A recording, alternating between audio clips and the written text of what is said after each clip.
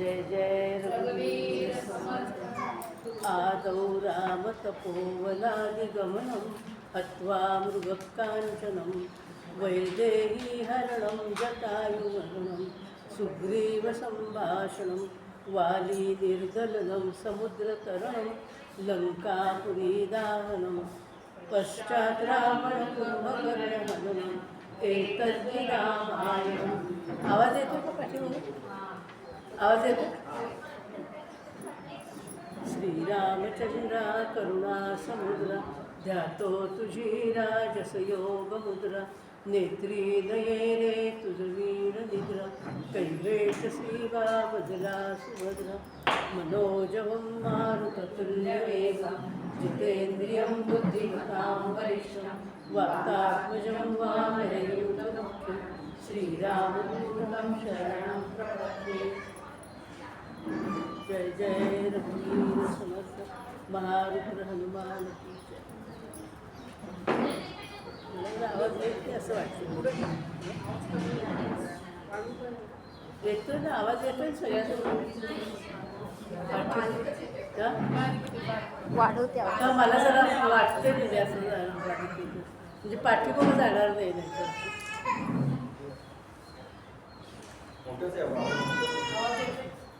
येतोय।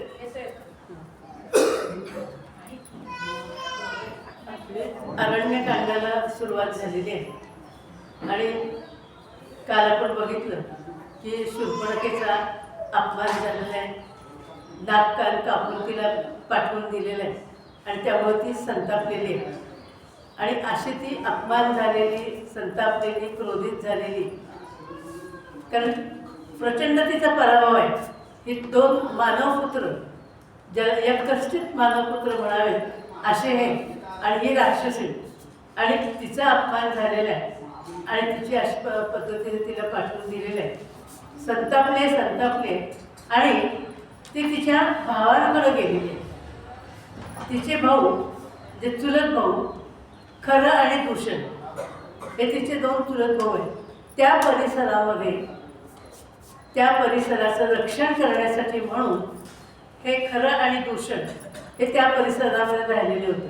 रावणाने काय केलेलं होतं, वेगवेगळ्या लोकांना वेगवेगळ्या भागामध्ये नेमून दिलेलं होतं आणि त्या भागामध्ये, परिसरामध्ये त्यांनी त्या भागाचं संरक्षण करायचं असा नियम होता। आता हे खरं दूषण आणि शूर्पणखा या सगळ्यांच्या अखत्यारीतला तो सगळा भाग होता आणि त्यामुळं शूर्पणखा रागावून त्या खरं दूषण त्यांच्याकडे गेलेली आहे, संतापलेली आहे आणि म्हणली, काय तुम्ही संरक्षण करताय, काय उपयोग आहे म्हणजे तुमच्या संरक्षणाचा? खरं आणि दूषण, त्याला म्हणजे खरा तुझं काही खरं नव्हे म्हणजे, आणि दूषणालाही दूषण द्यायला की हे काय म्हणजे कसलं राज्य तुम्ही सांभाळत आहे? बघितलं तर दोन मानवपुत्र, त्या काय त्यांची शक्ती, काय त्यांचं सामर्थ्य, आणि त्यांनी तुमच्या बहिणीची अशी अवस्था करून सोडली, हे तुम्हाला कसं काय सहन होतंय आणि कसलं तुमचं रक्षण करणं? हे संतापलेली सगळं, माझ्या मुलाचा पण म्हणली वध झालेला आहे, हे सगळं सांगितल्यानंतर ते खरं आणि दूषण हे आता म्हणले रामावर चालून जायचं। खरं बघितलं तर चालून जायला कोण आहे? राम लक्ष्मण दोघंच आहेत, पण रामावर चालून जायचं 14,000 राक्षस घेऊन खरं आणि दूषण रामावर चाल करून आलेले आहे। विचार करा, ते चाल करून येत आहेत म्हणल्यानंतर रामाने काय सांगितलं की लक्ष्मणा, तू सीतेला कुटीमध्ये ठेव आणि तू दारावर रक्षण करत थांब। म्हणजे आता लक्ष्मण पण तिथं अडकला सीतेच्या संरक्षणासाठी, राहिलं कोण? फक्त राम। आणि राक्षस किती? 14,000 राक्षस, आणि त्या सगळ्यांचा सामना करायला हे एकटे राम आहेत। राम सरसावले, धनुष्यबाण घेऊन सरसावलेले आहेत आणि पुढे गेलेले आहेत। अगस्ती मुनींनी रामाला सुचवलं, अगस्ती मुनींचा सगळीकडे संचार असायचा आणि बरोबर त्यांनी सुचवलं, म्हणजे आता तू मायावी बाण जो तुला मिळालेला आहे त्या मायावी बाणाचा वापर कर। आणि त्याप्रमाणे रामांनी मायावी बाण सोडलेला आहे आणि मायावी बाण सोडल्याबरोबर गंमत अशी झाली हे 14,000 राक्षस आहेत. ते राक्षस लढायचे म्हणून, रामाशी म्हणून लढायचे म्हणून ते आपापसातच लढायला लागले. कारण काय झालं, समोरचा जो राक्षस आहे तो त्याला रामाच्या रूपातच दिसायला लागला. प्रत्येक राक्षसाला समोरच्या राक्षसामध्ये रामच दिसायला लागला. आणि ते आपापसात लढून नाही, सगळे 14,000 राक्षस आपापसात लढून तिथं मेलेले. आणि एकच राक्षस शिल्लक राहिला, तो पाठीमागून पळून गेला. आणि खरं दूषण त्यांना रामांनी ठार मारलं. हे सामर्थ्य आहे. मानवपुत्र म्हणलं तर त्यांचं हे सामर्थ्य. आणि तो जो एक राक्षस जो मागच्या मागं पळून गेला होता तो रावणाकडे गेलेला. त्याच्या आधी शूर्पणखा रावणाकडे गेलेली. खरं दूषणाला चितावलंय आणि त्यांना युद्धाला पाठवलंय आणि आपण ती रावणाकडे गेलेली. आणि रावणाकडे जाऊन तिनं तिची ती अवस्था, नाक कापलेले आहेत, रक्त गळते, प्रचंड अशी ती संतापलेली, अशा अवस्थेत दरबारात जाऊन उभी राहिलेली आहे. रावणाच्या दरबारामध्ये सगळेजण बघतात आणि ही शूर्पणखा रावणाची सख्खी बहीण आहे. हे खरं दूषण हे चुलत भाऊ आहे, पण ही सख्खी बहीण आहे. आणि हिची अशी अवस्था कुणी केली? एवढ्या मोठ्या आमच्या साम्राज्यामध्ये शूर्पणखेची अवस्था अशी कुणी केली? आणि मग तिनं तिथं जाऊन सांगायला सुरुवात केली, काय राजा तुझं लक्ष, राजाला सहस्र नेत्र असतात असं म्हणतात आणि तुझं कुठंच लक्ष नाही, तू नुसतंच नाच गाण्यामध्ये रमलेलं आहेस. काय चाललेले 2 यक्कस्थित मानवपुत्र ते, आणि त्यांनी अशी माझी अवस्था करून सोडलेली आहे. ते तर तिथं सांगते सगळं. असं सांगता सांगता चतुर आहे, त्यामुळे तिने काय केलं, चतुरपणाने तिने काय सांगितलं, म्हणजे अरे रामा, ते जे 2 मानवपुत्र आहेत ना, त्यांच्यापाशी एक छान सुंदर अशी स्त्री आहे. तिला पती पत्नी वगैरे बाकीचे काही नाते माहिती नाही. ती म्हणजे त्यांच्यापाशी 2 त्या कुमारांच्यापाशी सुंदर स्त्री आहे. आणि ती सुंदर स्त्री त्यांना शोभून दिसत नाही आहे, ती फक्त तुला शोभून दिसेल. आणि ती सुंदर स्त्री तुला मिळावी म्हणून मी तिथं गेली होती. कशी चतुर आहे बघा. आणि तुला मिळाली म्हणून मी गेले आणि त्यांनी माझी अशी अवस्था करून ठेवली, तरी तुला शोभणार आहे. तोपर्यंत तो जो एक राक्षस जो होता उरलेला तो आलाय आणि त्यांनी सांगितलंय की म्हणजे 14,000 राक्षस. आणि खरं दूषण म्हणजे तर एकदम प्रचंड शक्तिशाली असे त्या खरं दूषणाचा आणि 14,000 राक्षसांचा वध झाला हे कळल्यानंतर रावण चटपटला, विचार करायला लागला. आणि त्याच्यात पुन्हा ती शूर्पणखेने घातलेली भर की ती सुंदर स्त्री आणि ही तुझ्यासाठीच आहे म्हणल्यानंतर आता लगेच योजनेला सुरुवात झाली की काहीतरी करून ठरवलं पाहिजे, काहीतरी आखलं पाहिजे प्लॅन. त्याप्रमाणे त्या उठला आणि मारीच जिथं समुद्रकिनारी पडून राहिला होता, जिथं झोपडी बांधून तो राहिला होता, आठवत असलं तर बघा, मारीच्याला रामाने एका बाणात गोल गोल गोल फिरवत फिरवत समुद्रकाठी आणून टाकलेलं होतं. तो तिथं इतकी वर्ष साधना करत राहिला. त्यानं आता ठरवलं होतं की आता युद्ध वगैरे करायचं नाही, वाईट वागायचं नाही, दुष्टपणा करायचं नाही, आता चांगलं वागायचं. आणि म्हणून समुद्रकिनारी राहून आपण आता साधना करायची, अशा ह्याने तो तिथं राहिलेला होता. आणि रावण तिथं गेलाय. मारीच हा रावणाचा मामा आहे. मारीच्यापाशी रावण गेल्यानंतर रावण मारीच्याला काय सांगतोय की हे बघ, असं असं मी प्लॅन केलेला आहे, तो आता पुढे जो काय घडणार आहे का तो सगळा प्लॅन त्यानं त्या मारीच्याला सांगितलेलं, काय काय करायचं आहे, कसं कसं करायचं आहे ते सगळं सांगितलं. तर तो मारीच म्हणतोय की अरे तू सम्राट आहेस, लंकाधिपती आहेस, आणि लंकाधिपती असून तू त्या एका स्त्रीसाठी अशा प्रकारची लबाडी करतोयस, फसवून तिला घेऊन येतोयस, हे तुला शोभत नाही. वाटलं तुला तर रामाशी युद्ध कर आणि रामाला युद्धामध्ये जिंकून तिला सीतेला पळवून आण, पण जिंकून आण, जिंकून घेऊन येतील. तसं फसवून तिला घेऊन येणं हे काही योग्य नाही असं मारीच सांगतो. आणि मारीच म्हणतोय की त्या रामाला खूप घाबरलेलं आहे, त्यानं मला अशा पद्धतीनं गोलगोल फिरवत आणून टाकलेलं, एका बाणावर फिरवत फिरवत मला इथं आणून टाकलेलं आहे. जसं विट्टी कोलावी की नाही, पूर्वी विट्टी दांडूचे खेळ असायचे, ती विट्टी कोलली जाते लांब तशी, तसं म्हणले मला त्यानं कोललेलं आहे. आणि मी आता अजिबात तिकडे जाणार नाही. मी राममधला राम र म्हणत नाही, रावणातला र म्हणत नाही, रथातला र म्हणत नाही. र म्हणलं तरी मला भीती वाटते. इतका वेळ तो म्हणला मी घाबरलेलो आहे राम. बादेश म्हणला मी काय करावं हे मी तुला रावण म्हणतोय की मी काय करावं हे मी तुला विचारलेलं नाही. मी काय सांगतोय, मी आज्ञा करतोय, त्याप्रमाणे तुला वागायचं. आता बादेशाचा नाईलाज झाला, कारण रावणाने सांगितलं होतं की मी जे सांगतोय ते आज्ञा पालन नाही केलं तर तुला मृत्यूला सामोरं जावं लागेल. तेव्हा बादेशाने असा विचार केला की काही झालं तरी मृत्यू आहेच. रामाच्या विरुद्ध तिकडे कारस्थान केलं तरी मृत्यू आहे, आणि नाही केलं तर रावणाच्या हातनं मृत्यू आहे.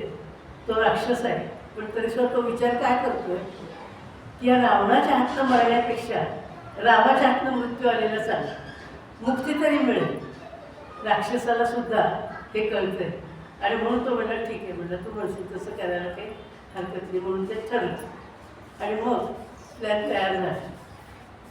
मारीच आलेला आहे. मारीच्याला रावणाने सांगून ठेवलेलं की अमुक ठिकाणी झोपडी आहे, तिथं तिची कुटी आहे, तिथं तू जायचंयस. जवळपास कांचन मृगाचं रूप घेऊन तू जायचंयस, सोनेरी मृग बनून तू जायचंयस. आणि कसं जायचंयस, झोपडीच्या जवळ जायचं नाही, त्या कुटीच्या जवळ जायचं नाही, पण आसपास परिसरामध्ये तू जायचंय, तोंड दाखवायचंय, पुन्हा लांब जायचं, जवळ जायचंय, पुन्हा लांब जायचं. असं सांगून रावण स्वतः एका झाडाच्या आड लपून बसला.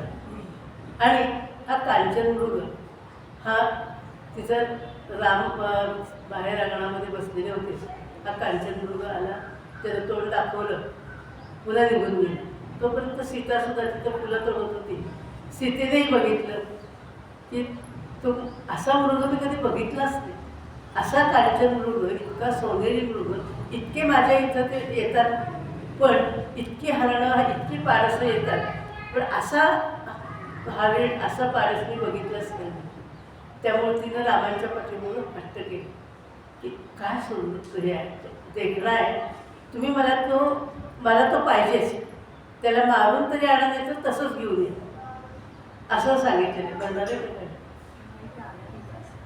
नाही आले, आज येणारच नाही येत,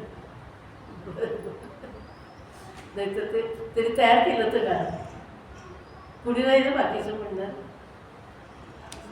सीता रामांच्या मागे लागलेली, मज आण द्या तो हरिण अयोध्या नाथा, तोडिता फुले मी सहज पाहिला जाता. मी फुलं तोडता तोडता बघितलं, आणि तो कांचन मृग मला हवाय, तो माझ्या मनामध्ये भरलेला आहे. आणि गदिमाने तर इतकं सुंदर वर्णन त्याचं केलेलं आहे. म्हणजे कसं आहे, सीता सांगते की आपण ज्याला अयोध्येला परत जाऊ का नाही, त्यावेळेला मी काय क्षत्रियच आहे, त्यामुळे ती सांगते की मी त्या हरणाची रेस कातळी शोधून घेईन आणि त्याची चोळी मी बनवेन, आणि ती चोळी मी घालेन, आणि मग तिथं अयोध्येमध्ये गेल्यानंतर बाकीच्या सगळ्या माझ्या जावा सासवा सगळ्यांना मी दाखवेन.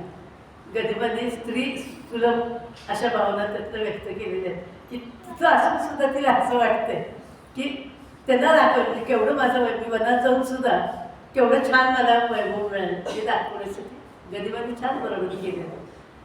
तर राम सांगतात की पण कसं झालं, एवढा हट्ट सीतेने केलेला आहे. राम समजून सांगतात की काही जरूर नाही म्हणून, पण सीता हट्ट करते. लक्ष्मण आलाय तिथं, लक्ष्मण सांगतोय की या परिसरामध्ये मायावी राक्षस खूप आहेत, आणि ह्या मायावी राक्षसांच्या वाटेला आपण जायला नको. हा कांचन मृग असा कधी कुठं बघितलेला नाही आहे, आणि तिथून नक्की मायावी राक्षसच असणार आहे. तेव्हा रामा तुम्ही जाऊ नका.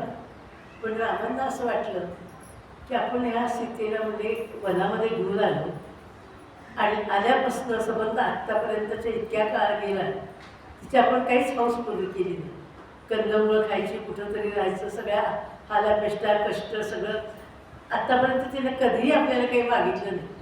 रामांच्या मनात येते, आणि म्हणून राम असं म्हणतात की तिची इच्छा आहे, तर तिची एवढी तरी इच्छा पूर्ण करावी. लक्ष्मणालाही त्यांनी ते सांगितलेलं की तिची इच्छा पूर्ण करण्यासाठी म्हणून मी जातो. पण मायावी राक्षस आहेत, मायावी राक्षस असेल तर काय कराल? तर राम म्हणले असं करतो, मी जातो, मी त्याला मारतो. जर मायावी राक्षस असेल तर मरून जाईल, नसेल तर मी त्याला घेऊन येईल. असं म्हणून धनुष्यबाण घेऊन राम बाहेर पडलेले. तो कांचन मृग रामांच्याकडे बघतोय, पुढं जातो, पुन्हा मागं वळून बघायचं, थोडंसं थांबायचं, पुन्हा पुढं जायचं, असं हुरकावण्यात देत त्यांना रामाला बरंच दूर नेलेलं आहे. आणि दूरपर्यंत गेल्यानंतर रामाच्या लक्षात आलं थोडंसं की हे काहीतरी वेगळं प्रकरण आहे. आणि म्हणून चटकन त्याने धनुष्य काढले, बाण प्रत्यंच्या खेचलेले आणि त्याला बाण मारलेलं आहे. आणि तो मूळ रूपामध्ये आला. कांचन मृग जे होता तो मूळ मारीच रूपामध्ये तो आला. त्यानं रामाला नमस्कार केला आणि रामांचं दर्शन व्हावं म्हणून तो पुन्हा पुन्हा मागं वळून बघत होता. त्याला असं वाटत होतं की शेवटी तरी निदान रामांचं दर्शन घेत घेत आपण आपल्या आयुष्य संपवावं, म्हणून तो पुन्हा पुन्हा दर्शन घेत होता, पुन्हा पुन्हा मागं वळून बघत होता. जेव्हा बाण लागला त्या मूळ रूपात आला आणि त्यांनी सांगितलं की रामा, मी धन्य झालो, तुमच्या हातनं मला मृत्यू आला. पण त्यानं काय केलं? ते जरी नमस्कार केला, सगळं केलं, पण त्याच वेळेला एक मोठी अशी किंकाळी रामाच्या आवाजात त्यानं तसं किंकाळी राम, सीते धाव, सीते धाव, लक्ष्मणा धाव, लक्ष्मणा धाव, हे रामाच्या आवाजात त्याने काढलं आणि तो मरून पडला. आता हा जो मारीच जो मरून पडला की नाही, मारीच्याने दोन गोष्टी साधल्या. एक तर रामाच्याकडून त्याला मृत्यू आलेला आहे, हे एक साधलं, मुक्ती मिळाली. आणि दुसरी गोष्ट त्याने काय साधली तर स्वामी कार्य पूर्ण केले. रावण हा त्याचा मालक आहे, स्वामी आहे, त्यामुळं स्वामी कार्य त्यांनी पूर्ण केलेलं आहे. म्हणजे स्वधर्म त्याने सांभाळलेला आहे. राक्षस असून सुद्धा मारीच्याने आपला स्वधर्म पण सांभाळलेला आहे आणि रामाच्या हातनं मृत्यू यावा ही जी त्याची इच्छा होती ते पण त्याने केली आहे आणि तो मुक्त झाला. पण रामाच्या आवाजातनं राम, सीते धाव, लक्ष्मणा धाव हे शब्द ऐकल्यानंतर ते झोपडीपर्यंत, त्या कुठेपर्यंत येऊन पोचले. आणि सीतेने ते ऐकलं, लक्ष्मणाने पण ऐकलं. आणि रामाचा आवाज ऐकल्याबरोबर सीता घाबरलेली आहे आणि तिला असं वाटते की राम नक्की संकटात आहे. आणि म्हणून ती लक्ष्मणाला सांगते की तू आता इथनं लवकर जा, राम संकटात आहे, तू जा लवकर. आणि लक्ष्मण सांगतोय की मायावी राक्षस आहे, मी इथून कुठेही जाणार नाही आहे. रामाने मला आज्ञा केलेली आहे की तू कुठं जाऊ नकोस, तू इथंच थांब, तर मी जाणार नाही. आणि सीता विनवते, सांगते की तू जा आता रामाच्या रक्षणासाठी जा. म्हणजे राम समर्थ आहे, स्वतःचं रक्षण करायला राम समर्थ आहे. पण सीता शेवटी पत्नी आहे, तिचा मग जीव राहत नाही आहे आणि त्यामुळे ती सांगते की जा तू. सांगून ऐकत नाही म्हणल्यानंतर मग सीतेलाही जरा थोडासा संताप झाला आणि मग सीतेने थोडंसं लक्ष्मणावर आरोप केला, तू का जात नाही आहेस, असं नको ते थोडासा आरोप त्यावेळेला सीतेच्याकडून घडला लक्ष्मणाचा. आणि मग शेवटी अखेरीला लक्ष्मणाचा नाईलाज झाला की आईप्रमाणे सीतामातेच्याकडे बघितलेलं आहे आणि आता सीतामाता जो आरोप माझ्यावर करताय, आता ह्याच्यापेक्षा मग मी इथं थांबून तरी काय करू, म्हणून तो जायला तयार झाला. पण तरीसुद्धा भान आहे, सगळं भान आहे. आणि एवढं सीतामातेने बोलून असून सुद्धा, अपमान केलेला असून सुद्धा, वाईट शब्द वापरलेले असून सुद्धा त्यानं स्वतःचं कर्तव्य सोडलेलं नाही. त्यांना एक रेषा आखली, त्या आपल्या पर्णकुटीच्या भोवतीने एक रेषा आखून दिली आणि सीतामातेला सांगितलं की या रेषेच्या बाहेर तुम्ही जाऊ नका, तुम्ही जा म्हणताय म्हणून मी जातोय, पण आता ही जी रेषा मी आखून दिलेली आहे या रेषेच्या बाहेर तुम्ही जाऊ नका, असं सांगून तो बाहेर पडला. आजपर्यंत आपण त्याला लक्ष्मण रेषा म्हणून ओळखतो. लक्ष्मण रेषा म्हणजे काय? मर्यादा. लक्ष्मण रेषा याचा अर्थ आहे की मर्यादा. ती फक्त सीतेपुरती नव्हती, त्यावेळेला लक्ष्मणाने सीतेसाठी ती जरी आखली असली तरी आज तागायत तुमच्या आमच्या सगळ्यांच्यासाठी ती आहे. लक्ष्मण रेषा म्हणजे मर्यादा ही तुमच्या आमच्या सगळ्यांसाठी आहे. मुलींसाठी आहे, स्त्रियांसाठी आहे.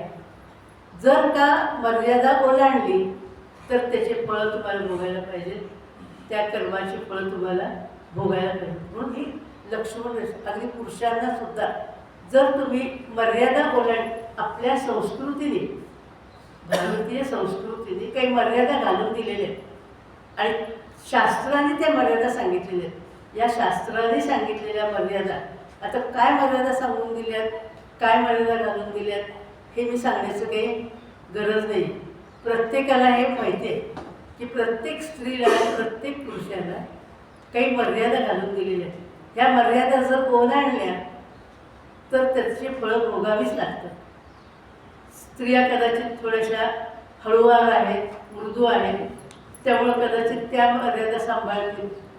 पण कदाचित असं होतं की आम्ही आमच्याच वस्तीमध्ये असल्यानंतर आम्हाला काय करायचं मर्यादा पण कशाचंच काही वाटत नाही, पण कर्माची फळं भोगावी लागतात. आणि आजच्या काळामध्ये तर हे अत्यंत गरजेचं आहे. खूप काळ बदललेला आहे आणि आता काळाच्या बदलानुसार बघितलं तर प्रत्येकाने या मर्यादा सांभाळणं हे अत्यंत गरजेचं आहे. लक्ष्मण रेषा लक्ष्मणाने घालून दिलेली आहे. ती लक्ष्मण रेषा याचा अर्थ मर्यादा अशाच अर्थाने आजपर्यंत ती सगळ्यांना माहिती झालेली आहे. लक्ष्मण बाहेर पडलेले आहे आणि हा रावण झाडाच्या आड लपून बसलेलाच होता, संधीची वाट बघतच होता. जसा लक्ष्मण बाहेर पडला तसा तो बाहेर पडला, आत आला ते आणि तापस रेषामध्ये आहे. तापस रेषामध्ये येऊन त्यानं त्या पर्णकुटीच्या बाहेर उभं राहून ओम भवती भिक्षां देई अशी आरोळी ठोकलेली. सीतामाता खरं तर वेगळं आहे, रामांची काळजी आहे, लक्ष्मण गेलेला आहे आणि त्यामुळे त्या वेगळ्या आहेत. पहिल्यांदा हा कायकू आली नाही, पण पुन्हा दुसऱ्यांदा आरोळी ठोकल्यानंतर हा कायकू आली आणि पटकन अतिथी धर्म आहे, सांभाळला पाहिजे.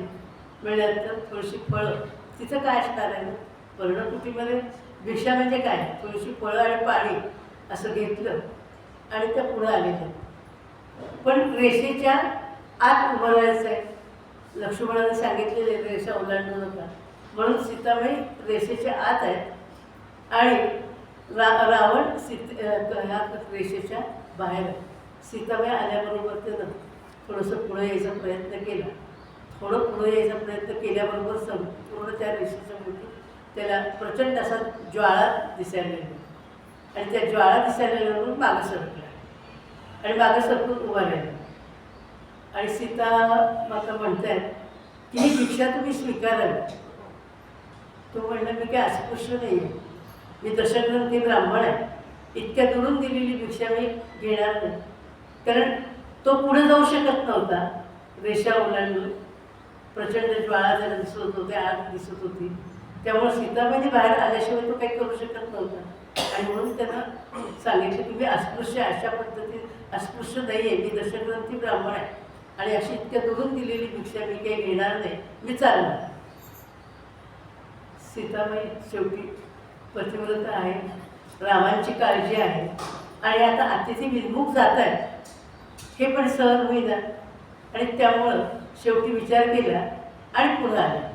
रेषेच्या पुढं येऊन भिक्षा घालणार तोपर्यंत जबरदस्तीने रामाने सीतेला पळवत रथामध्ये घेऊन गेलेले.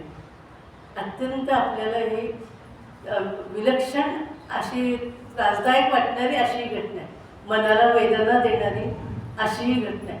रावणाने सीतेला रथामध्ये घातलेला आहे आणि रावण आता वायुवेगाने हा रथ घाकत निघालेला आहे. कुणीतरी मध्ये एक गाणं म्हणा चांगलं रामाचं कुठलंही असू दे आणि मग पुन्हा आपण पुढं करतात.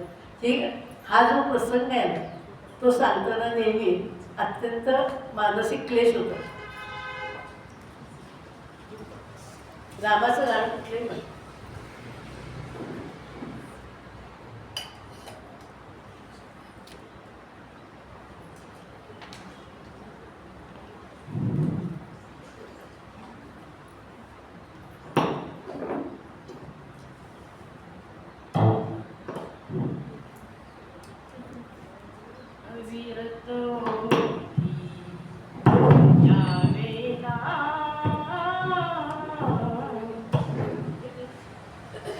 अविरत ओठी यावे नाम श्रीराम जय राम जय जय राम श्रीराम जय राम जय जय राम राम नाम हे सदा सुखाचे राम नाम हे सदा सुखाचे विठाल जाना परमेशाचे विठाल जाना परमेशाचे पतित पावन अवघे नाम पतित पावन अवघे नाम पतित पावन अवघे नाम श्रीराम जय राम जय जय राम श्रीराम जय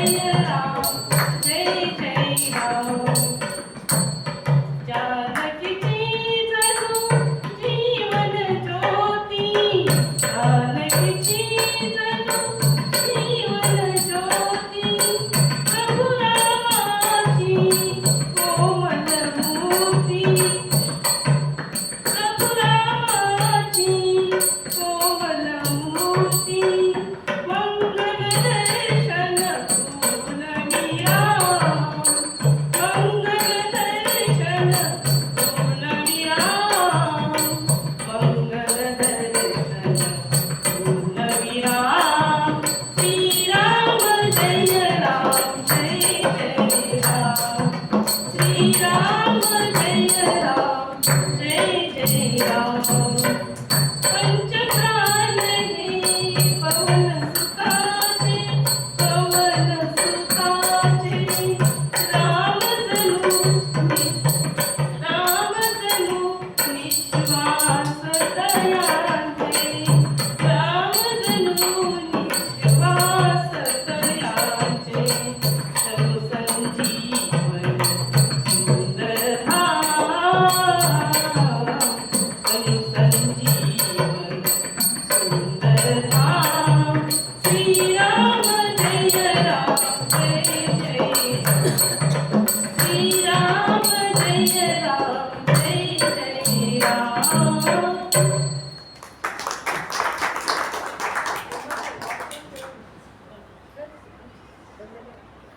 रावणाने सीतेला रथामध्ये घातलं आणि वायुवेगाने रावण रथ घेऊन निघालेला आहे.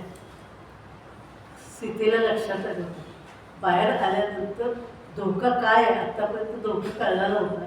धोका लक्षात आला, आपण कुठल्या कसाट्यात सापडलेलो आहोत आणि कुठल्या संकटात सापडलेलो आहोत हे सीतेला लक्षात आलं आणि तिने हाका मारायला सुरुवात केली. रामाला हाका मारते, सीतेला लक्ष्मणाला हाका मारते, लक्ष्मणा धाव रामा धाव. पण आता तिच्या हाका ऐकायलाच तिथं पुढे नव्हतं आणि रावण वायुवेगाने निघालेला आहे. पण थोडा पुढं गेल्यानंतर काय झालं की तिथं जटायू नावाचा गृध पक्षी तो तिथं राहिलेला होता.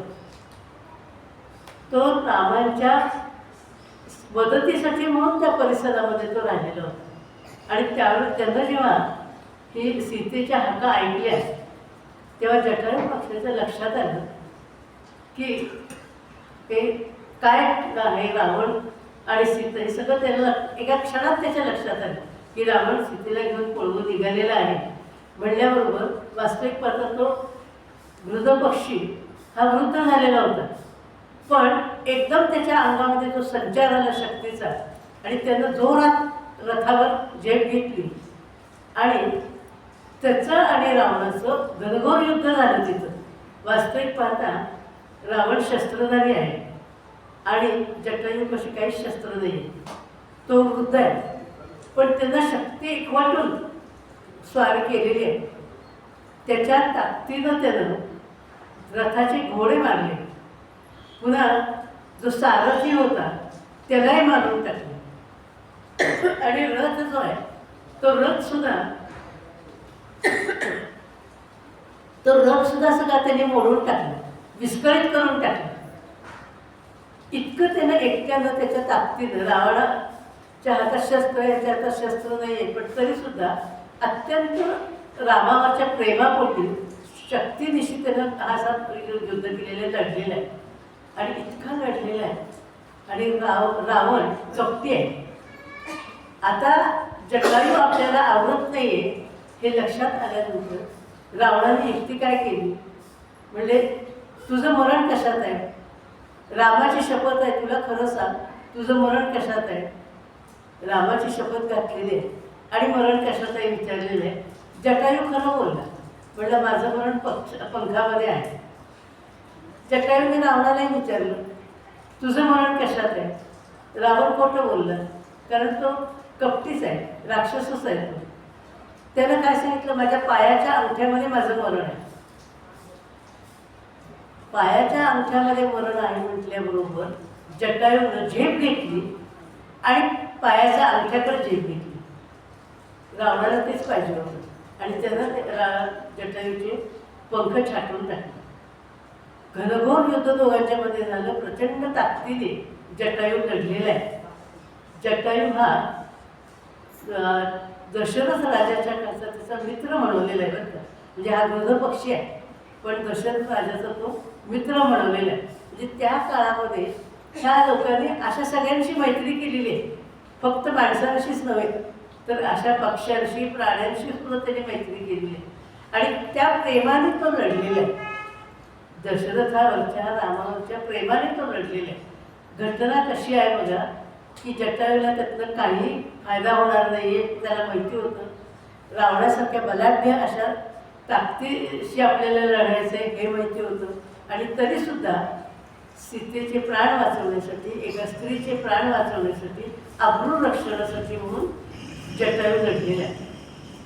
आज जर आपण परिस्थिती बघितली तर आपल्याला काय दिसतं, तुलना होते मनात. किती जरी म्हणलं ना कथा हे बघायची फक्त तरीसुद्धा मनामध्ये तुलना होते की आज जर बघितलं तर काय एवढा बदलला, इतके अत्याचार रोज बातम्या पेपरमध्ये असतील, टी व्हीमध्ये असतील, इतक्या अत्याचाराच्या बातम्या आपल्याला ऐकायला मिळतात आणि अक्षरशः घृणा वाटावी इतक्या खालच्या पातळीवर माणसं गेलेली आहेत. लहान मुली, अल्पवयीन मुली काही बघत नाही आणि समाज काय करतो, मला काय त्याचं, ही माणसांची भूमिका आहे. असं झालंय का की मध्ये पडलेले आहेत आणि त्या दृष्टीने म्हणजे अशी कुठली घटना घडते आणि मध्ये पडून आम्ही त्या मुलीला वाचवलंय, रक्षण केलंय असं होत नाही. बघत राहतं ते दिवसेंदिवस या सगळ्या घटना बघितल्यानंतर तरी की असं वाटतं की खरंच कलियुगाचं शेवट हे आलंय का काय सांगता येत. हे व्हायला पाहिजे तळमळीने. आणि दुसरी गोष्ट अशी आहे की अशी एखादी घटना घडली आणि एखाद्या मुलीवर, एखाद्या स्त्रीवर जर असा प्रसंग आला तर आम्ही काय करतो, एकतर मध्ये पडत नाही, वाचवत नाही आणि दुसरी गोष्ट आम्ही काय करतो, त्या मुलीलाच दोष द्यायला सुरुवात करतो, त्या स्त्रीलाच दोष द्यायला सुरुवात करतो. म्हणजे हे आणखीन त्याच्यापेक्षा वाईट. हे आज समाजात एक तो जटायू हा गृह पक्षी आहे आणि तो लढलाय, त्यानं आपले प्राण खर्ची घातलेले तिथं आणि त्यानं सीतेला वाचवण्याचा प्रयत्न केलेला आहे. प्रयत्न जर केला ना त्यानं, प्रयत्न करणं हातात असतं. आता त्याचे पंख छाटल्या म्हणल्यानंतर तो बाजूला पडलेला आहे आणि रावणाने सीतेला पकडून त्यानं तिथलं पळ काढलेलं आहे. सीतेला माहीत वाटते की आपल्यासाठी या जटायूला प्राण गमवावे लागले, पण तिला आता हेही लक्षात आलं की आता आपल्या मदतीला कुणीही नाही. आता आपणच काहीतरी संरक्षण करायसाठी प्रयत्न करायला पाहिजे. एवढ्या प्रसंगात सुद्धा, इतक्या अवघड प्रसंगात सुद्धा तिची बुद्धी शाबूत आहे आणि शांत डोक्याने ती विचार करते. तिनं काय केलं, आपल्या अंगावरचे जे दागिने होते एक दागिना काढून मध्ये टाकायला सुरुवात केली. रावण पुढं घेऊन निघालेला आहे आणि सीतामाता एक दागिने टाकते. कशासाठी, किती हे आहे बघा तुम्ही. म्हणजे अशा परिस्थितीमध्ये बुद्धी चालणं आणि मन जागेवर असणं हे किती आवश्यक आहे. तिनं असा विचार केला की आपल्याला शोधायला जेव्हा राम लक्ष्मण येतील त्यावेळेला आपले हे जे दागिने ते बघतील, कारण अरण्य आहे तिथं आत्तासारखं नव्हतं पटकन ते दागिने उचलून कोणीतरी घेऊन गेलं, अशी परिस्थिती नव्हती.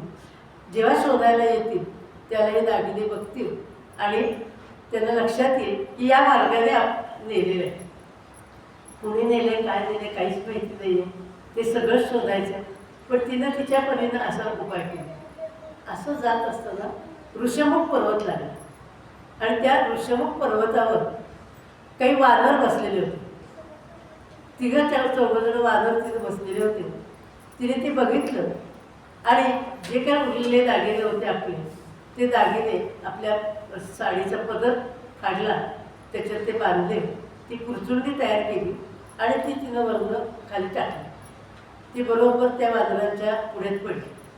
वानरांनी ते बघितलं आणि वानरांच्याही लक्षात आलं की हे कोणीतरी रावण आहे, त्याला माहिती होतं त्याला माहिती नाही, पण कुणीतरी स्त्रीला एका पळवून देतं आणि तिनं हे मुद्दाम दागिने टाकलेले आहेत, आपण ठेवून देऊया, जेव्हा शोधायला कोणीतरी येईल त्याला आपण हे दागिने त्यांना देऊया. हे वानर म्हणजे जनावर सुद्धा कशा पद्धतीनं वागतात बरं.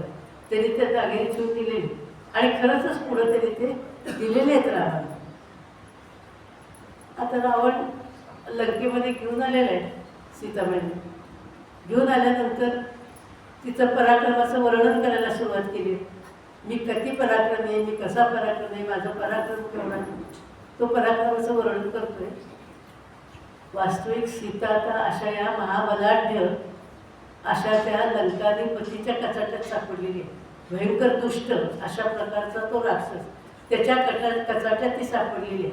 लंकेमध्ये तिचं कुणीही नाही, एकाकी आहे ती, पण तिला हार मानलेली नाही. जेव्हा रावण स्वतःच्या पराक्रमाच्या गोष्टी सांगायला लागला तेव्हा तिला तो तिथल्या तिथं ती रावणाला असं सांगते, एवढा पराक्रमी होतास तर मग मला पळवून कशाला आणलीस, आहेच पराक्रमी तर मग रामाशी युद्ध करायचं होतं, द्वंद्वयुद्ध करून मला जिंकून आणायचं होतंस, एवढा कसला पराक्रमचं वर्णन सांगतेस. रावण ऐकून घेतो, केवढं धारिष्ट आहे बघा तुम्ही. म्हणजे इतक्या अशा याच्या पुढे सुद्धा ती अशी बाणेदारपणाने उत्तरं देते. तरीसुद्धा रावण आपल्या वैभवाचं वर्णन करतो. माझं असं वैभव, माझी सोन्याची लंका वगैरे सगळं वर्णन करतो. पण सीता कशालाही भुललेली नाही. सीतेपुढं रावणाचं काहीही चाललेलं नाही. प्रत्येक वेळेला सीतेने बाणेदारपणाने उत्तरं दिलेली आहेत. आणखीन एक जाणवण्यासारखी गोष्ट आहे की त्रेतायुगातली गोष्ट आहे, कलियुगातली नाही आहे. रावणाने तिच्या संमतीशिवाय सीतेला हात लावलेला नाही. पळवून आणलं तेवढं, पण पुन्हा संमतीशिवाय पुन्हा पुढं काही त्याने केलेलं नाही. आता त्यानं काय केलं की काही ऐकत नाही सीता म्हणल्यानंतर पुष्पक विमानामध्ये सीतेला बसवलेलं आहे आणि तिला संपूर्ण लंकेचं दर्शन घडवून आणलेलं आहे. लंकेचं वैभव सगळं तिला बघावं मिळावं अशी योजना त्याने केलेली. मग खरोखरीच लंकेमध्ये सोन्याचीच लंका ती, मोठे मोठे वाडे, त्या वाड्यांवरची शिखरं, सोनेरी शिखरं, हे सगळं वैभव सीतेला दाखवण्याचा प्रयत्न केला. त्याला रावणाला असं वाटते की हे अरण्यात एका झोपडीत राहत होती, माझं हे सगळं वैभव बघितल्यानंतर ती भुलेल आणि मला वश होईल. पण सीता वैभवाला जर भुलणारी असती तर ती अयोध्येतलं वैभव सोडून आणि अयोध्येतली सगळी प्रेमाची माणसं सोडून रामाबरोबर अरण्यवासात आलीच नसती. दशरथाने त्याच वेळेला सांगितलं होतं की तू इथं राहा, तुला काही कमी पडणार नाही, अगदीच जर असेल तर तू जनक राजाकडे गेलीस, माहेरी गेलीस तरी चालेल, पण वनवासात जाऊ नकोस. इतकी मुभा दशरथ राजाने दिलेली होती.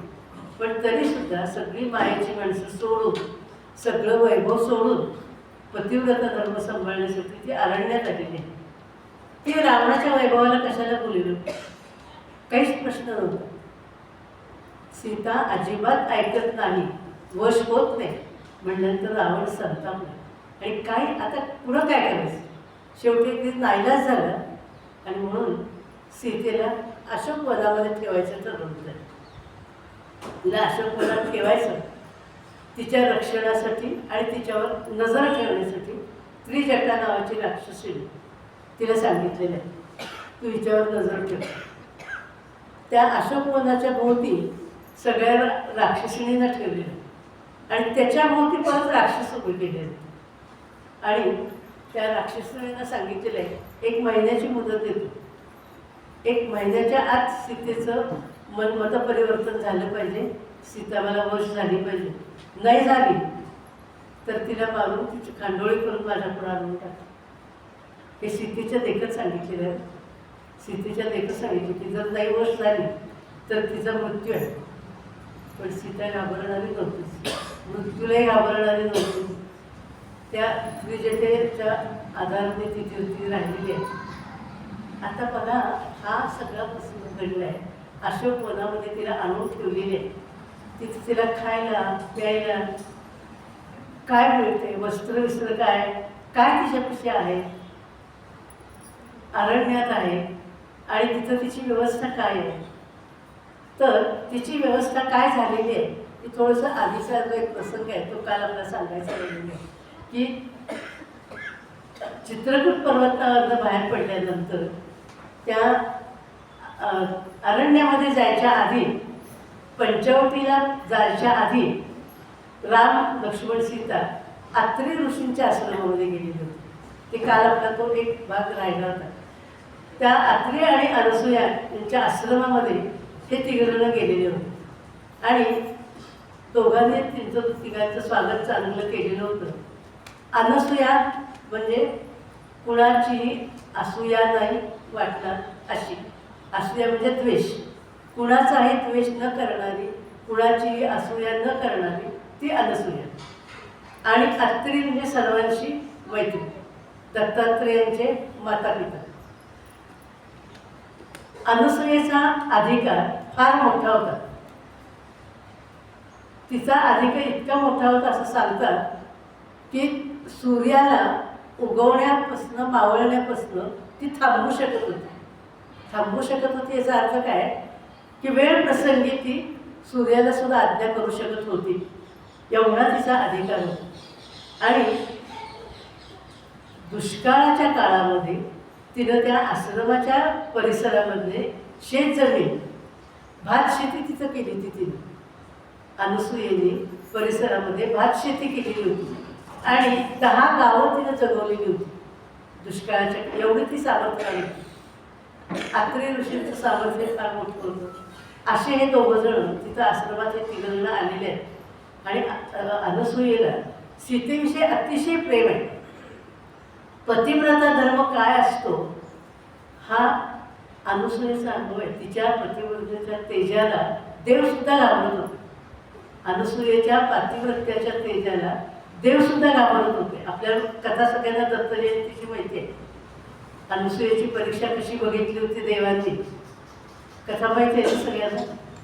तेव्हा अशी अनसूया जोडी आहे. आणि मग अनसूयेला असं वाटते की ही सीता एवढी लहान वयामध्ये पतिव्रता धर्म सांभाळते, रामाबरोबर अरण्यामध्ये आलेली आहे, तिला कौतुक आहे तिचं. म्हणून ती आज आपल्या अंतःपुरामध्ये तिला घेऊन गेलेली आहे आणि तिला प्रेमाने मुलीच्या सारखं, तिच्याकडे मुलीसारखं बघत ती म्हणजे तू मुलीसारखीच आहेस मला, तर मला असं वाटतं की तुला काहीतरी द्यावं, तर तुला काय तू सांग.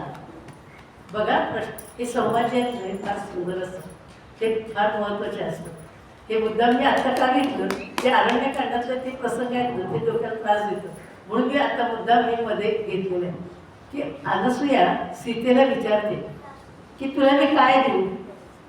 आणि सीता क्षत्रिय आहे, अनसूया वयाने मोठी आहे, ज्ञानाने मोठी आहे, अधिकाराने मोठी आहे, त्यामुळे सीता लहान आहे पण बाळेदार आहे. ती म्हणजे मी क्षत्रिय आहे आणि क्षत्रियांनी कुणापुढे हात पसरायचा नसतो. आम्ही क्षत्रिय देण्यासाठी आमचा हात असतो. आमचं हे ब्रीद आहे की हे आश्रम आणि हे आश्रमातले सगळे त्यांचं संरक्षण करणं आणि त्यांना मदत पुरवणं हे आमचं ब्रीद आहे. मला काहीही नको आहे म्हणून. अनसूयेला कौतुक वाटलं की एवढीशी ही मुलगी अरण्यात आलेली. खरं विचार केला तर तिला किती गोष्टींची गरज असेल. बाहेर पडलेली आहे, अरण्यात बाहेर पडलेली आहे आणि किती गोष्टी तिला पाहिजे असतील, पण बाणेदारपणाने सांगितलेलं आहे मला काहीही नको. आणि अनुसूयेला तिचं कौतुक वाटलं. मग अनुसूया म्हणजे मला तुला काहीतरी द्यायचंच आहे. मग काय द्यायचं?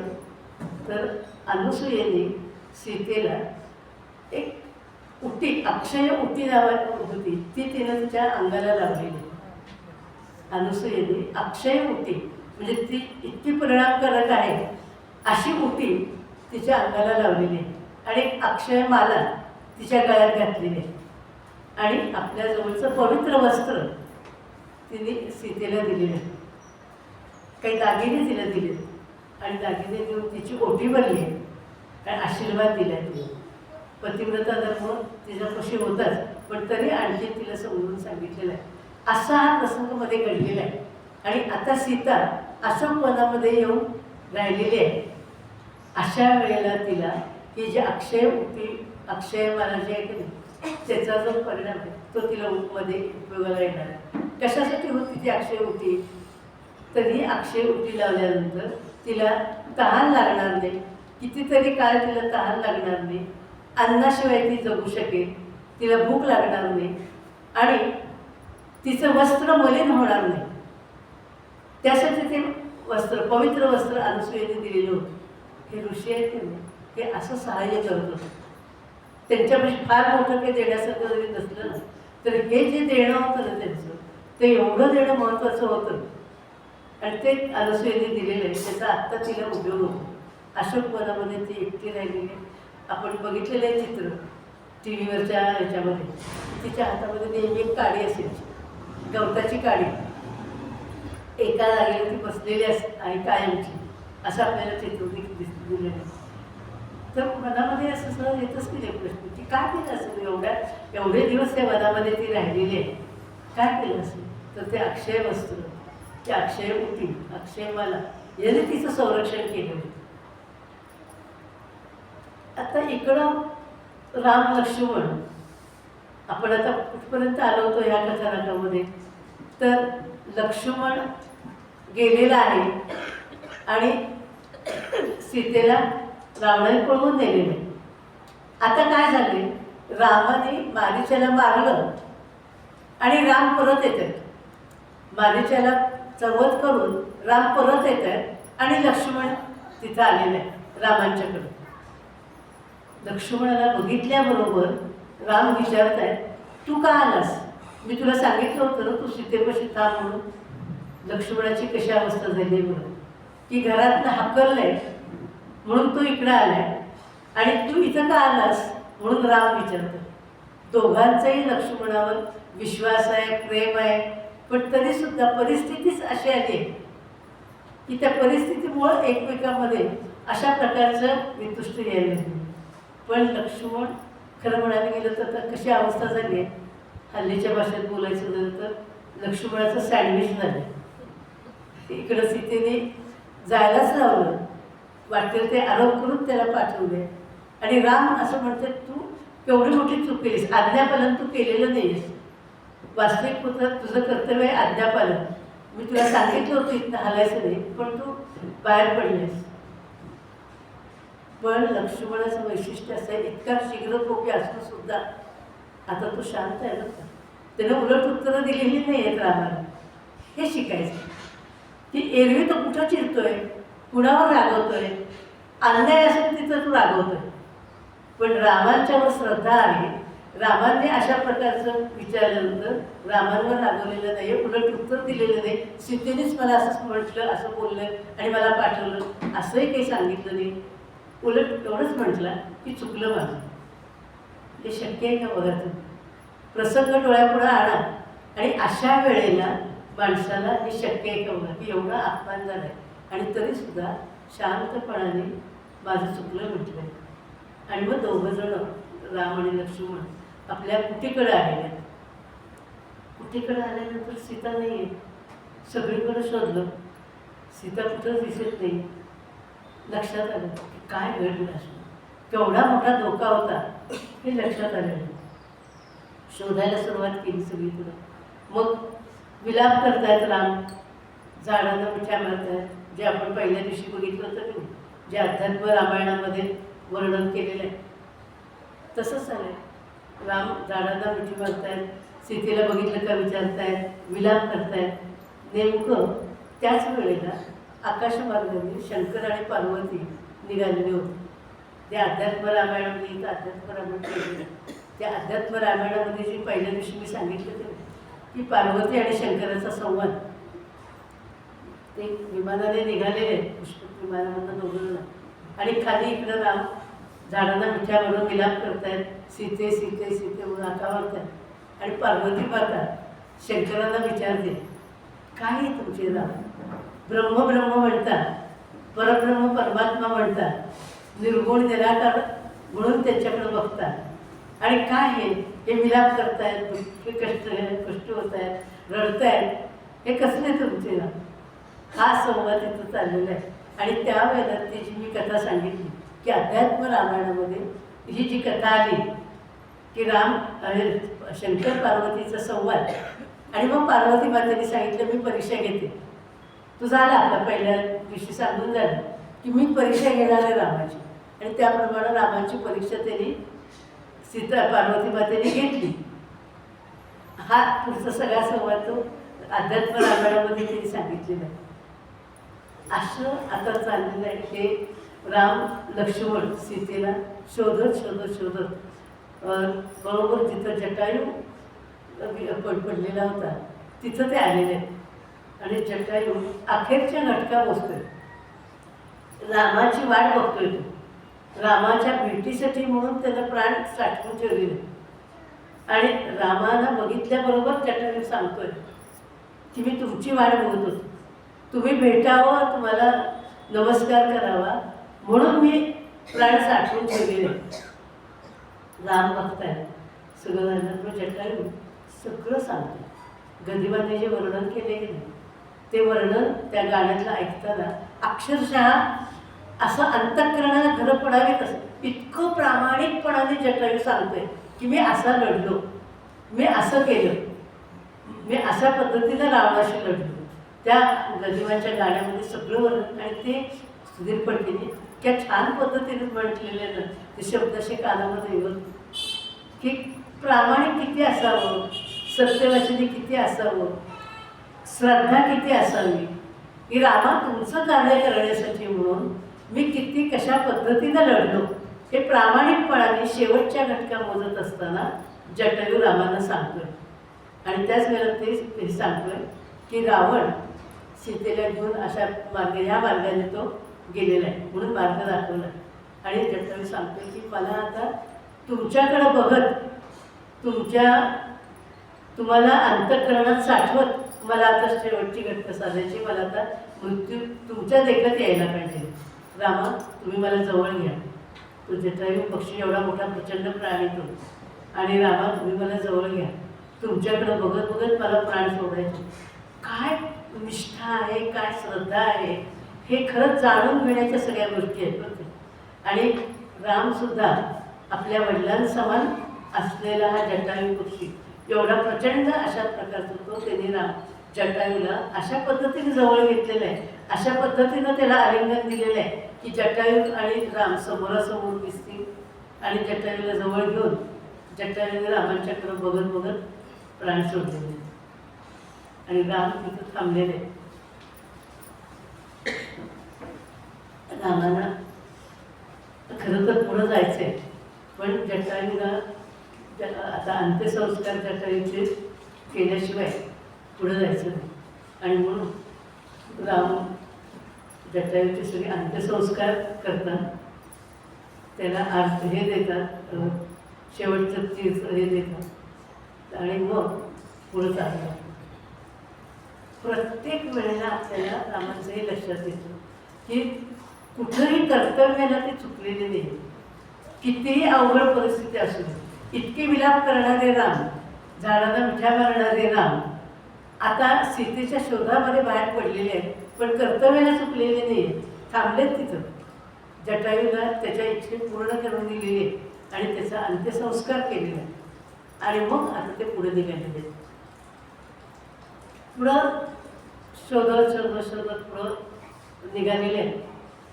इकडं अशोकवनामध्ये सीतेला आणून ठेवलेलं आहे. आणि तिची त्रिजटा तिची काळजी घेते, अशा पद्धतीनं हे चाललेलं आहे. राम हे सीतेचा शोध करत करत करत आता एका अशा अरण्यापाशी आलेले आहेत. तिथं वाटेत त्यांना कबंध नावाचा राक्षस भेटलेला आहे. सीतेच्या शोधात ते जात आहेत आणि अरण्यकांडाचं आहे नाही, त्यामुळे अरण्यकांडामध्ये सगळे राक्षस आहेतच. तो कबंध नावाचा जो राक्षस आहे अत्यंत घृणास्पद असा राक्षस आहे. त्याला शिरच नाही, त्याचं डोकं कुठे आहे, त्याच्या पोटात आहे. असा काहीतरी विचित्र असा तो राक्षस आहे. आणि हात इतके लांब आहेत त्याचे, त्या लांब हाताने तो भक्षक पुढं पोळून खात असतो, असा तो राक्षस आहे. ते बघितल्यानंतर पहिल्यांदा रामाने त्याच्या भुजा छाटलेल्या आहेत आणि भुजा छाटल्यात त्याचं पाय केलेले छाटलेले. आणि मग तो रामाला सांगतोय की रामा, माझं तुम्ही दहन करा, माझं तुम्ही दहन केलं की मग मी तुम्हाला पुढचा मार्ग सांगतो. आणि त्याप्रमाणे ते प्रचंड अशा प्रकारचं ते धूळ अशा अरण्यामध्ये राम आणि लक्ष्मणांनी कसं तरी त्याला ते नेलेलं आहे, त्याला अगदी दिलेलं आहे. अगदी संस्कार झाल्याबरोबर त्याच्यात एक दिव्य असा पुरुष उभा राहिला. तो एक गंधर्व असा. या राक्षस जे आहेत ते बरेचसे शापित गंधर्व आहेत. तसंच तो गंधर्व होता आणि तो दिव्य अशा प्रकारचा तिथं रामांच्या पुढे उभा राहिला आहे. आणि तो सांगतोय की रामा, तुम्ही आता पंपा सरोवराच्या दिशेने सांगते जा. आता तो राक्षस, त्याला मुक्ती मिळालेली आहे, तो आता गंधर्व झालेला आहे, तो आता स्वर्गात निघून जाणार आहे. पण जाता जाता तो रामाला असं सांगतोय की आता इथून पुढं तुम्ही पंपा सरोवराच्या दिशेने जा. आणि तिथं पंपा सरोवराच्या जवळ मतंग ऋषींचा आश्रम आहे. त्या मतंग ऋषींच्या आश्रमामध्ये तुम्ही जा. तिथं शबरी तुमची वाट बघते. कितीतरी काळ लोटलाय, शबरी तुमच्या वाटेकडे डोळे लावून बसलेले. तेव्हा तुम्ही आता पंपा सरोवराच्या दिशेने जा. आणि तिथं जवळ ऋष्यमुख पर्वत आहे. आता बघा, आपण सिक्वेन्स लक्षात घ्यायचं आहे की ऋष्यमुख पर्वतावरच सीतेने त्या वानरांच्या पुढं दागिने टाकलेले. आणि एक सांगतायत, हा कबंध सांगतोय की तुम्ही ऋष्यमुख पर्वत इथं आहे, तिथं जा. आणि तिथं सुग्रीव हा तिथं तुम्हाला भेटेल. त्या सुग्रीवाची पत्नी वालीनं पळवलेली आहे. सुग्रीवाचं राज्य वालीने पळवलेलं आहे. तर तो सुग्रीव तुम्हाला मदत करेल. तेव्हा पहिल्यांदा तुम्ही पंपा सरोवराकडे जा. तिथं मतंग ऋषींचा आश्रम आहे. त्या मतंग ऋषींच्या आश्रमामध्ये तुम्ही जा. शबरी तुमची वाट बघते असं सांगून तो कबंध स्वर्गामध्ये निघून गेलेला आहे. आता शबरीची गाडी म्हणणारे आहेत, मला वाटते बरीच म्हणणार आहेत. शबरीची गाडी कोण पहिल्यांदा असं करा, पहिल्यांदा एक शबरीचं गाणं म्हणा आणि शबरीचं आख्यान झाल्यानंतर पुन्हा शबरीचं तुम्ही म्हणणार आहे. शबरीचं असू दे, 2-3 असू दे. कारण आज हा जो ह्याचा भाग आहे ना अरण्यकांडाचा, तो आपल्याला मानसिक क्लेश देणारच आहे. त्यामुळे ही छान गाणी आपल्याला थोडी उत्साह देते. शबरी श्रीरामा लागली श्रीचरणे आश्रमा, लागली श्रीचरणे आश्रमा. चित्रकूटाले चरण लागता, किती पावले मुक्ता. वृक्षा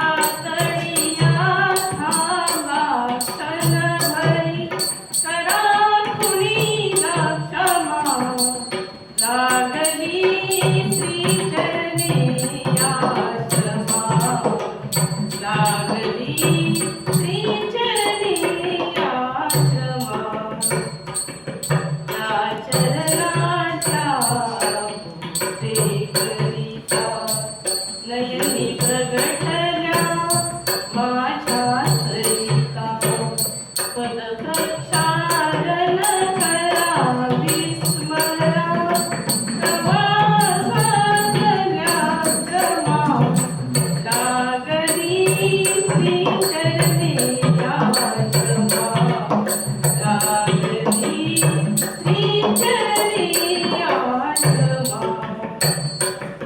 सेवेतच चिजले जीवन विलेपनाचे त्याचे चंदन रोमांचाची फुले लवडली वटल्या देह द्रुमा रोमांचाची फुले लवडली वटल्या देह द्रुमा लागली श्री चरणी आश्रमा लागली श्री चरणी आश्रमा विज्ञानाचे दीपचे करुण करीते अर्चन आत्मनिवेदन अनंत माझ्या समोर आले देवनिया नीलिमा अनंत माझ्या समोर आले देवनिया नीलिमा लागली श्री चरणी आश्रमा लागली श्री चरणी आश्रमा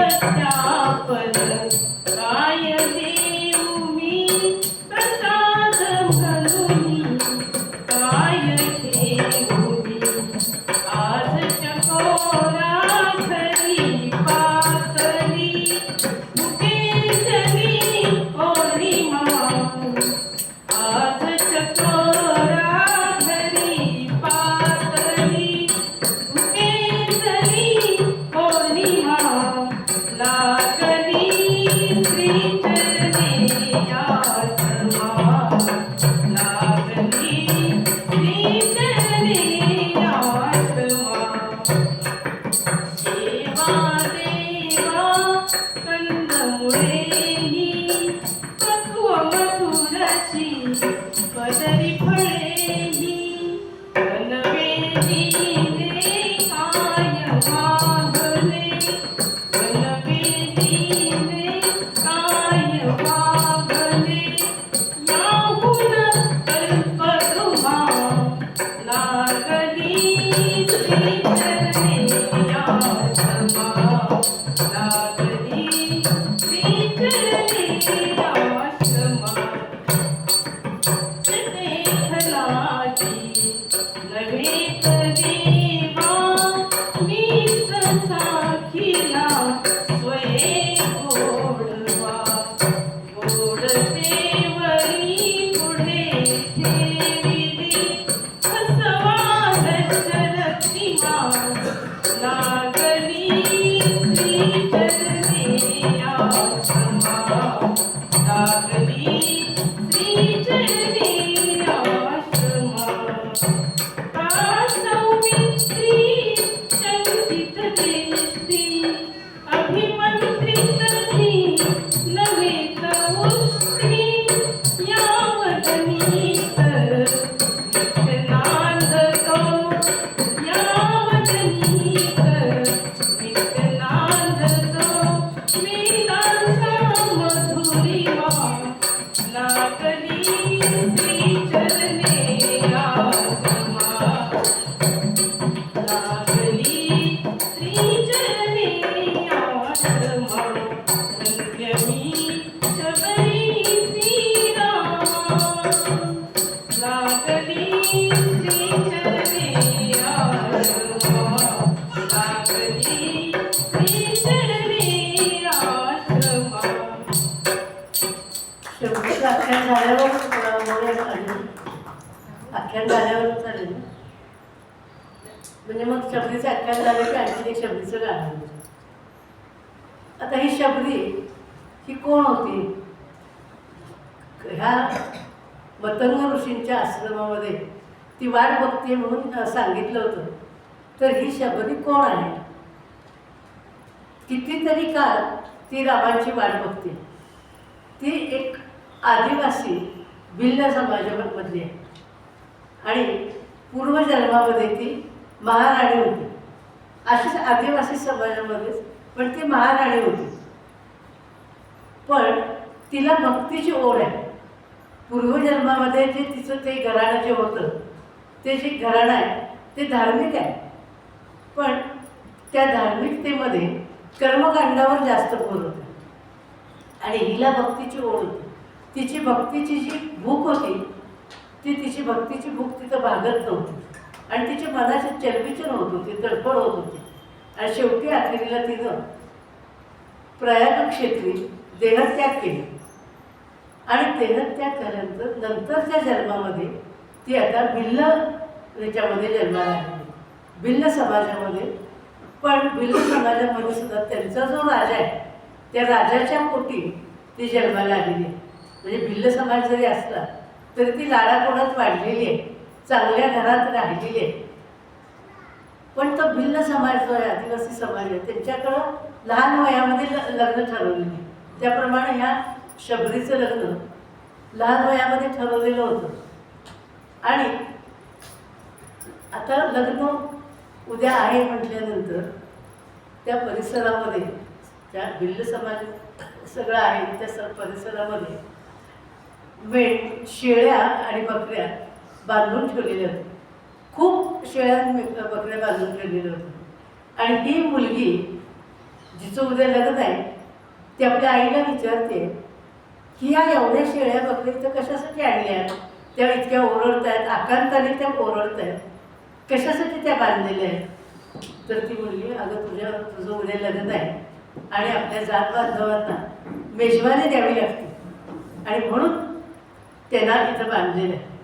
त्या लहान मुलीचं असं लक्षात आलं की आपल्या लग्नासाठी मेजवानी द्यायला लागली म्हणून एवढ्या जीवांचा ची हत्या होणार आहे. एवढीशी ती लहान मुलगी आहे पण पूर्वजन्मीची पण ती हे आहे ना. त्यामुळे तिला असं म्हणत आलं की हे काय हे चाललंय एवढ्या. ती आईला म्हणते कशासाठी हे? तर आई पण हातबल आहे. ती म्हणजे अगं आपला हा समाज जात बांधवांना मेजवानी द्यावीच लागते, पूर्वापार चालत आलेली ही रीत आहे, त्याच्यात आपण बदल काही करू शकत नाही. तिनं ऐकलं आणि तिनं मनाशी काहीतरी एक निश्चय केला. आता उद्या लग्न आहे म्हणल्यानंतर आज देवीचं दर्शन घ्यायला जायचं. तर तिच्या मैत्रिणीबरोबर ती देवीच्या दर्शनाला गेली आणि वाटेत मतंग ऋषींचा आश्रम तिला लागला. तिला माहीत नव्हतं कोणाचा आश्रम आहे काय आहे, पण तिने जवळनं बघितलं तर आश्रम आहे. वातावरण इतकं शांत आहे, कुणी कुणाशी फारसं बोलत नाही आहे. प्रत्येकजण आपल्याला नेमून दिलेलं काम करत आहे, साधना करत आहे आणि इतकं पवित्र शांत असं वातावरण आहे. तिने ते बघितलं सगळं. घरी आली, मनाशी एक निश्चय केला, कारण आता आईला सांगून उपयोग नाही, म्हणजे बाकी कोणाला सांगून काही उपयोग होणारच नव्हता. त्यामुळे तिनं मनाशी निश्चय केला आणि रात्री ती बाहेर पडली. ह्या सगळ्या शेळ्या बकऱ्यांचं प्राण वाचवण्यासाठी म्हणून आपल्याला हे नकोच लग्न असं म्हणून तिची बाहेर पडली. ती त्या आश्रमात कशी आलेली आणि आश्रमामध्ये आल्यानंतर तिनं असं ठरवलं की आता आपण इथंच थांबायचं. पण तिला सगळं भान आहे, लहान आहे पण तिला हे भान आहे की आपण भिल्ल समाजाचे आहोत. या आश्रमामध्ये आपल्याला प्रवेश मिळेल का नाही काही सांगता येत नाही. मग तिनं काय ठरवलं की समोर एक मोठा वृक्ष होता आणि त्या वृक्षाला एक ढोली, म्हणजे असं पोकळ भाग असतो बघा, मोठे जुने वृक्ष असतात ना त्याच्यात असा एक पोकळ भाग असतो, त्याला ढोली म्हणतात. तर ती छोटी मुलगी त्या ढोलीत बसून सगळं काय काय चाललंय, आश्रमातला कारभार कसा काय चाललंय बघते. 1-2 दिवस गेल्यावर तिनं काय सुरुवात केली, पहाटे उठावं, तो आश्रम झाडून काढावा, सडा टाकावा, रांगोळ्या काढाव्या, पुन्हा ऋषींना लागणारं जे काही पूजेचं साहित्य आहे ते सगळं आणून ठेवावं. पहाटे उठायचं, कुणालाही दिसणार नाही, कळणार नाही, अशा पद्धतीनं सगळं काम करायचं आणि पुन्हा आपल्या डोली जाऊन बसायचं. कितीतरी दिवस असं तिनं काम हे केलं. ऋषी विचारत आहेत, मतंग मुनी विचारत आहेत की ही सगळी तयारी कोण करते, इतकं सगळं व्यवस्थित कोण करते?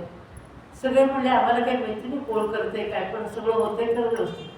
आणि मग मुलींनीच एक दिवस बघितलं आणि त्यांच्या लक्षात आलं की ही छोटी मुलगी इथं बाहेर राहून ही सगळी कामं ती करते. आणि मग त्या मुलीला त्याने आश्रमात बोलवलेलं आहे. आणि ते म्हणजे आजपासून तो आश्रमात राहा. तर ती म्हणजे मी भिल्ल जमातीची आहे, चालेल का? तुमचं आतलं वातावरण सगळं पवित्र आहे, शुद्ध आहे आणि मी तिथे येऊन राहिलेलं चालेल का? चालेल म्हणून तू राहा तिथं, मी तुला साधना शिकवतो, मी तुला सगळं शिकवतो, तू येऊन इथं राहा. आणि ही शबरी त्या आश्रमामध्ये येऊन राहायला लागली. आता गंमत अशी झाली की मतंग ऋषींच्या आसपास जे आश्रम होते का नाही, त्या सगळ्या ऋषींनी विरोध केला की ह्या ऋषीने ह्या भिल्ल समाजाच्या मुलीला आश्रमामध्ये त्यांनी ठेवून घेतलेलं आहे, त्यामुळं आता आम्ही मतंग ऋषींशी काही संबंध ठेवणार नाही.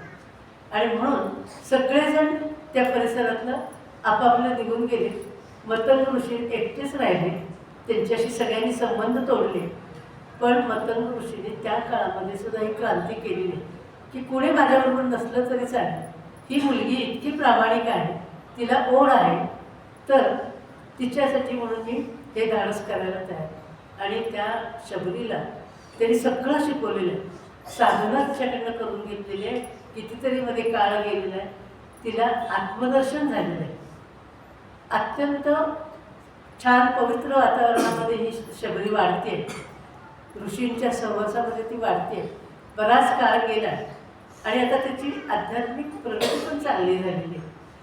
आणि आता ऋषींनी देहत्याग करायचं ठरवलं आणि ऋषींनी शबरीला सांगितलं की मी आता देह सोडणार आहे. तर शबरी म्हणजे तिची अत्यंत निष्ठा आहे, मतंग ऋषींच्यावर तिची एवढी निष्ठा आहे की ती म्हणजे तुम्ही जर देह सोडणार आहे तर मला पण तुमच्याबरोबर घेऊन चालेल, मला पण आता राहायचं नाही. तर म्हणजे अजून तुझी वेळ आलेली नाही आहे, हे असं ठरलेलं आहे. वेळ आल्याशिवाय, बोलावणं आल्याशिवाय आपल्याला जायचं नाही आहे. बोलवणं येईपर्यंत वाट बघायची. मतंग ऋषींनी सांगितलं तुझी वेळ अजून आलेली नाही आहे, त्यामुळं मग मी आता काय करू? तर तू या आश्रमातच राहा, साधना करत राहा, आश्रमाची व्यवस्था बघ आणि किती काळ वाट बघू. जेव्हा राम येतील तेव्हा राम तुझा उद्धार करतील, तुला मुक्ती देतील. राम कधी येतील, राम कधी येतील मी सांगू शकत नाही. राम येतील आणि तुझा उद्धार करतील. आणि मतंग ऋषीने देह सोडले. त्या एका शब्दावर आपल्या गुरूंनी सांगितलेला एकच शब्द की राम येतील आणि तुला मुक्ती देतील, तेवढ्या एका शब्दावर शबरी तिचं रामाची वाट बघत राहिली. किती काळ वाट बघितली तिनं. रोज उठावं, संपूर्ण आश्रम परिसर झाडून काढावा, सडा रांगोळ्या कराव्या, फळं गोळा करावी, फुलं गोळा करावी आणि रामाची वाट बघावी. आजचा दिवस गेला, राम आले नाही. पुन्हा सगळं गोळा करायचं, ठेवायचं. पुन्हा दुसऱ्या दिवशी परत सडा रांगोळी, फळं गोळा करणं, शुद्ध चांगलं निर्मळ पाणी आणून ठेवणं. आजही आले नाही. असं कितीतरी दिवस गेले. शबरी म्हातारी झाली, आता हातात काठी आली, पण तिनं तिचा नियम सोडला नाही. ती वाट बघतच राहिली आणि काठी असून सुद्धा, म्हातारी असून सुद्धा फळं गोळा करत राहिली, सड्या रांगोळ्या करत राहिली आणि अशा पद्धतीने रामाची वाट बघते. एकच शब्द गुरूंचा. सद्गुरूंचं कार्य कसं असतं, जर आपल्याला परमेश्वराची आराधना करायची असेल आणि परमेश्वराची भेट पाहिजे असं वाटत असेल, आपल्याला देव भेटावा असं जर वाटत असेल, तर त्याच्यासाठी हे मार्ग आहे. ज्ञानेश्वरांची ओवी आहे, तेथ ज्ञानाचा पुरवठा, सेवा हा दारवंटा. केव्हा ज्ञान होईल, आत्मज्ञान केव्हा होईल, देवाची भेट केव्हा होईल, त्याच्यासाठी सेवा हा पहिला मार्ग सांगितलेला. दुसरं श्रद्धा, निष्ठा. ह्या मार्गाने जायचं आणि त्या मार्गाने शबरी गेलेली आहे. एकच गुरूंचा शब्द आणि त्या पद्धतीने वाट बघत राहील. असं झालं नाही काय गुरूंनी सांगितलं, कुठं सांगितलं आले नाहीत, काही नाहीत. राम गुरूंवरची निष्ठा जळलेली नाही आहे, श्रद्धा कमी झालेली नाही आहे. अगदी म्हातारी झाली, हातात काठी आली तरी मान लटलट कापते, पण तरीसुद्धा तिनं जो नियम केलेला होता त्याप्रमाणे ती करत राहिली. आणि खरोखरीच एक दिवस राम आले. एवढा आनंद शबरीला झालेला आहे की राम आले म्हणल्यानंतर एकदम बळ संचारलेलं आहे अंगामध्ये. रामांना आत बोलवलेलं आहे, पाद्यपूजा केलेली आहे, फळं गोळा केलेली ती आणून दिलेली आहे. आता आपल्याला कथा सगळ्यांना माहिती आहे की शबरीची बोरं आंबट आहेत का म्हणून चावून कापून चाकून बघितलेले आहेत. असं ती फळं गोळा करून आणून रामाच्या पुढे ठेवलेली आहेत. रामांनी अत्यंत प्रेमाने सगळा स्वीकार केलेला आहे. आणि आता रामांपुढे शबरी बसलेली आहे. शबरीला राम विचारतात, शबरी तुला काय देऊ? शबरी म्हणते, रामा मला आता काहीही नको, काहीही मला मागायचं नाही, फक्त तुम्ही माझ्यासमोर बसा, मला तुमच्याकडे बघत बघत प्राणत्याग करायचं, सगळ्या माझ्या इच्छा पूर्ण झालेल्या आहेत. आणि असं म्हणून शबरीने रामांना आपल्या समोर बसवून घेतलेलं आहे. रामही शबरीच्या पुढे बसलेले आहेत. शबरी रामांच्याकडे एकटक बघते. एकटक बघता बघता शबरीनं तिचं सामर्थ्य एवढं मोठं होतं, योग सामर्थ्य मोठं होतं. तिनं आपल्या शरीरातनं अग्नी निर्माण केलेलं आहे आणि त्या अग्नीमध्ये स्वतःला समर्पित करून घेतलेलं आहे. ही शबरी की जी आदिवासी भिल्ल समाजामध्ये जन्माला आलेली, जिला शिक्षण नव्हतं, जिला कुठले संस्कार नव्हते, ती शबरी उद्धरून गेली. फक्त कशाच्या जोरावर? श्रद्धा, निष्ठा, कष्ट, सेवा या बळावर शबरी उद्धरून आपल्या पुढं सगळ्यांच्या पुढं शबरी हा आदर्श आहे. नक्की देव भेटणार, आपल्या मनामध्ये खात्री पाहिजे. आपण करतोय देवभक्ती करतोय, इथं येतो. आता इथं तर वर्षानुवर्ष दर एकादशीला गीता पठण चाललेलं असतं, दर एकादशीला. आणि कित्येक वर्ष मला वाटतं त्यांनी सांगितलं 60 वर्षांची परंपरा आहे. विष्णू सहस्रनाम आणि 18 अध्याय गीता रोज म्हटली, दर एकादशीला म्हटली जाते. अखंड साधना चालू आहे आपली. सगळ्यांनीच आपण अशी साधना चालू ठेवायची. स्तोत्र पठण असेल, फक्त काय आहे त्या सगळ्याच्या मागं आपला भाव कोणता पाहिजे. जेव्हा आपण सगळं काही म्हणत असतो, करत असतो ना, त्यावेळेला एकच भाव पाहिजे की मला रामाचं दर्शन पाहिजे, मला पांडुरंगाचं दर्शन पाहिजे, मला रामरूप व्हायचं आहे, मला विठ्ठलरूप व्हायचं आहे. हा भाव ठेवून ते करायचं आहे. आणि मग मतंग ऋषींनी जसं शबरीला सांगितलं तसं आमच्या गुरुंनी आम्हाला ते सांगितलेलं आहे. ती वेळ यायची अजून, वेळ आली की मग कोणाची वाट बघण्याचं कारण नाही. मग तुम्ही थांबा म्हणलं तरी थांबायचं नाही, रामाच्या भेटीला जायचं आहे. शबरी उद्धरून गेली, तिचा आदर्श आपण ठेवूया आणि शबरीसारखंच आपलंही जीवन मुक्त व्हावं अशी प्रार्थना करूया. शबरीचं गाणं एक या म्हणतील आणि आपण आज थांबूया.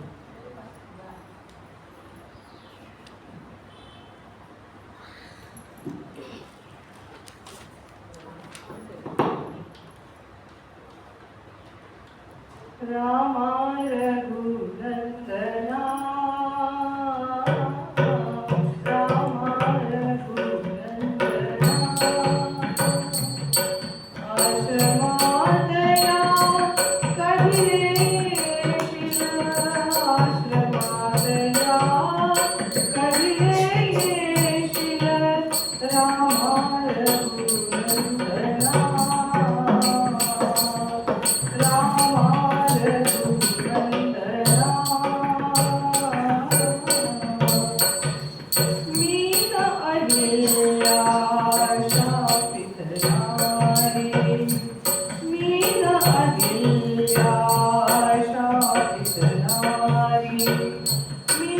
जानकी राजकुमारी दीनराली वेडी शबरी